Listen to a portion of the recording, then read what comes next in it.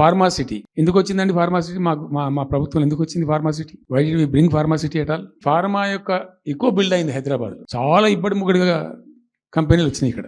అసలు 1/3 వరల్డ్కు మన genome valley నుంచే వ్యాక్సిన్ సప్లై అవుతుంది. అయితే ఏమవుతుంది, ఆ రసాయనిక వ్యర్థాలు ఏవైతే ఉంటాయో అవి కొద్ది కారకాలు ఉంటాయి, ఇబ్బందులు కలిగిస్తాయి. మన హుస్సేన్ సాగరే కాలుష్యమయమైపోయి గబ్బు వాసన వచ్చే పరిస్థితి ఉండేది, మనం అందరం కూడా చూసినాం. దీని నుంచి ఈ హైదరాబాద్ బయటపడాలి. ఫార్మా వదులుకుందామా? వదులుకోవద్దు. లార్జర్ ఇంట్రెస్ట్లో ఫ్యూచర్ దృష్ట్యా ఫార్మాను కాపాడుకోవాలి, ఆ ఎక్కువ పోనీయద్దు. ప్లస్ ఈ కాలుష్య భారం నుంచి ప్రజలను రక్షించుకోవాలి. ఎట్లా అంటే ZLB అని వచ్చింది, జీరో లిక్విడ్ బేస్ అని. ఆ డిశ్చార్జ్ ఏదైతుందో దాన్ని మొత్తం జీరో లిక్విడ్ చేస్తారు.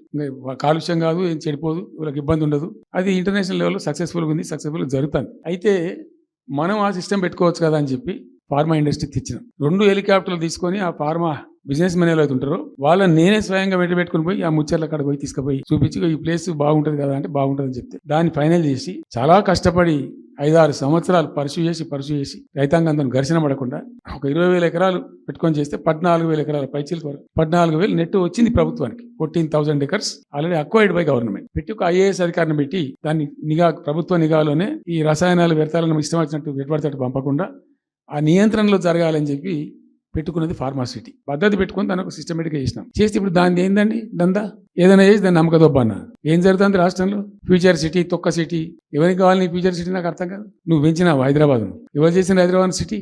ఇంత వైబ్రాంట్ సిటీ ఎక్కడికి వచ్చింది? సో ఇంత మహానగరం నిర్మితమైంది. ఈ నగరం యొక్క భవిష్యత్తును దృష్టిలో పెట్టుకుని పెట్టిందే ఫార్మాసిటీ. ఈ సిటీ మొత్తం గబ్బులేసిపోవాలి, ఇక్కడ దాంతో నువ్వు తీసుకుపోయాలి ఫ్యూచర్ సిటీ, తొక్క సిటీ.